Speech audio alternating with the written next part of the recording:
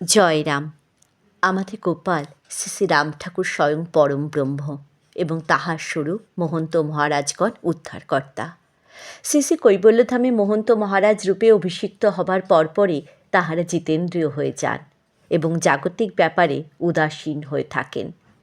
তাহারা রাম পরম ব্রহ্মকে লইয়া রাস উৎসবে মাতিয়া ওঠেন।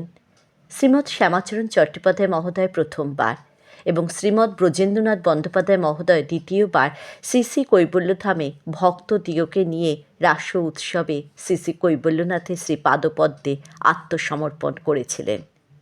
সেই লীলা অদ্য অবধি এক নির্দিষ্ট স্থানে অনুষ্ঠিত হয়েছে।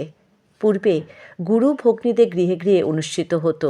শ্রী শ্রী ঠাকুরের অপার করুণায় এবার যাদবপুর শ্রী শ্রী কৈবল্যধামে রাস উৎসব অনুষ্ঠিত হয়েছে। বাংলাদেশে কুমিল্লা শহরে শ্রী শ্রী ঠাকুরের আশীর্বাদে স্থায়ী রাসস্থলী প্রতিষ্ঠিত হয়েছে। প্রতি বছর অগণিত ভক্তপ্রাণ গোবিন্দ শ্রী শ্রী কৈবল্যনাথের শ্রীপাদপদ্মে আত্ম উৎসর্গ করে মানব জীবন সার্থক করে তোলেন। শ্রী শ্রী ঠাকুরের শ্রীপটকে আসরের মধ্যস্থানে রেখে ভক্ত সাধিকাগণ নৃত্য গীতে অংশগ্রহণ করে থাকেন। রাস রজনীতে এক রাত্রির জন্য হলেও তাহারা গুরু ভগ্নীগণ গোপবালা রূপে প্রতি শ্রী শ্রী ঠাকুরের সকাশে আত্মসমর্পণ করে থাকেন। রস লালসার জন্য তাহাদের তীব্র মিলনোচ্ছ্বাস ফল আত্মসমর্পণ।